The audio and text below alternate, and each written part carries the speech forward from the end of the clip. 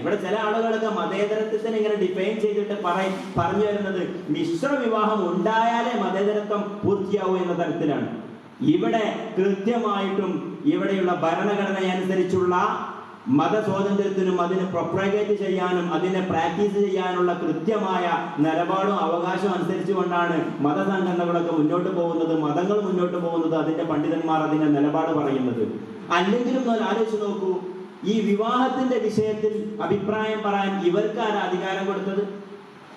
വിവാഹം എന്ന് പറയുന്ന സങ്കല്പത്തിനെയും കുടുംബ സങ്കല്പത്തിനെയും വളരെ മൂല്യത്തോടുകൂടെ വിലപ്പെട്ട രൂപത്തിൽ കാണുന്നത് ആരാ? ഇവിടെയുള്ള മതങ്ങളാണ്. അത്തരത്തിലുള്ള സദാചാര രൂപത്തിൽ ജീവിക്കുന്ന ആളുകളാണ്. ഇവരെന്തിന് അതിൽ ഇടപെടണം? വിവാഹം എന്ന് പറയുന്നത് അതൊരു അപരിഷ്കൃത ഏർപ്പാടാണ്. ആളുകൾ സ്വന്തം ഇഷ്ടപ്രകാരം വിവാഹമില്ലാതെ തന്നെ ജീവിക്കാൻ, ഒരുമിച്ച് ജീവിക്കാനുള്ള സ്വാതന്ത്ര്യമാണ് വേണ്ടത് എന്ന് അഭിപ്രായപ്പെടുന്ന ആളുകൾ എന്തിനാണ് ഈ വിവാഹ സങ്കല്പത്തിൽ ഇടപെടുന്നത്, അതിനെക്കുറിച്ച് സംസാരിക്കുന്നത്? നിങ്ങൾ അവസാനത്തെ ഒരു സാഹചര്യം നോക്കൂ. ഫാറൂഖ് കോളേജുമായി ബന്ധപ്പെട്ടുണ്ടായില്ലേ അല്ലേ? കാതൽ എന്ന് പറയുന്ന വളരെ മ്ലേച്ഛമായിട്ടുള്ള വൃത്തിഹീനമായിട്ടുള്ള നിലപാടുകൾ അല്ലെങ്കിൽ സ്വഭാവങ്ങൾ സമൂഹത്തിൽ പ്രദർശിപ്പിക്കുകയും അല്ലെങ്കിൽ അതിനു വേണ്ടി പ്രൊപ്പഗേറ്റ് ചെയ്യുകയും ചെയ്യുന്ന ഒരു അജണ്ടവൽകൃത സിനിമയുടെ സംവിധായകനായിട്ടുള്ള ജിയോ ബേബി, അദ്ദേഹത്തിന്റെ വ്യക്തിപരമായ നിലപാടുകൾ ഇവിടെ മാധ്യമങ്ങളിലൂടെ നമ്മൾ കണ്ടില്ലേ? അദ്ദേഹം പറഞ്ഞതെന്താ?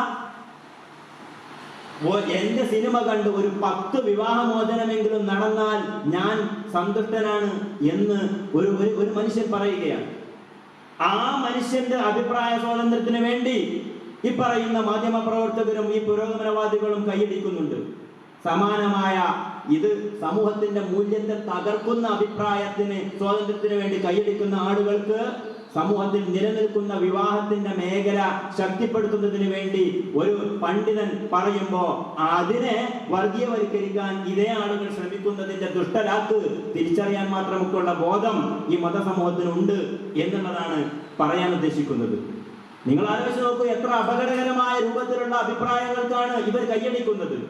ജിയോ ബേബി വേറെ എന്തെല്ലാം പറഞ്ഞു? കുടുംബം എന്ന് പറയുന്നത് വളരെ ഒരു മോശം ഇടമാണ്, ഒരപരിഷ്കൃത ഇടമാണ് എന്നാണ്. അപ്പൊ വിവാഹത്തിലൂടെ ഉണ്ടാവുന്ന സംവിധാനങ്ങളെ മോശമായി ചിത്രീകരിക്കുന്ന ഈ ആളുകൾ, വിവാഹത്തിനെ തന്നെ മോശമാക്കുന്നവർ, വിവാഹം തന്നെ വേണ്ടെന്ന് പറയുന്നവർ, വിവാഹം അതൊരു അപരിഷ്കൃത ഏർപ്പാടാണെന്ന് പറയുന്നവർ, പുരോഗമനം അല്ല എന്ന് പറയുന്നവർ, ഇങ്ങനെയൊക്കെ വിവാഹത്തിനെ കുറിച്ചുള്ള അഭിപ്രായമുള്ള അതേ ആളുകളാണ് വിവാഹ വിഷയത്തിൽ ഇങ്ങനെയാവണം എന്ന നിർദ്ദേശം പണ്ഡിതന്മാരും സമുദായങ്ങളും മുന്നോട്ട് വെക്കുമ്പോൾ അതിനെതിരെ ഗോഷ്ഠി കാണിച്ച് ചിരിക്കുന്നത്.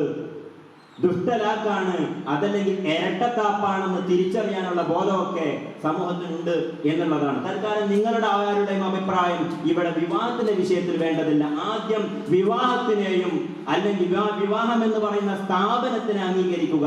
അതിലൂടെ ഉണ്ടാവുന്ന കുടുംബം എന്ന് പറയുന്ന ഒരു സിസ്റ്റം ഇവിടെ സമൂഹത്തിൽ മുന്നോട്ട് വെക്കുന്ന അതിന്റെ ഉത്തരവാദിത്തങ്ങളെ കുറിച്ച് ബോധവാന്മാരാവുക.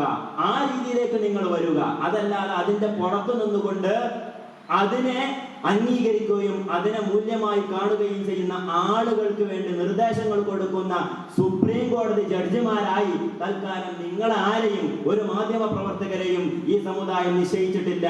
ഒരു പുരോഗമന കപടവാദിയെയും ആരും നിശ്ചയിച്ചിട്ടില്ല.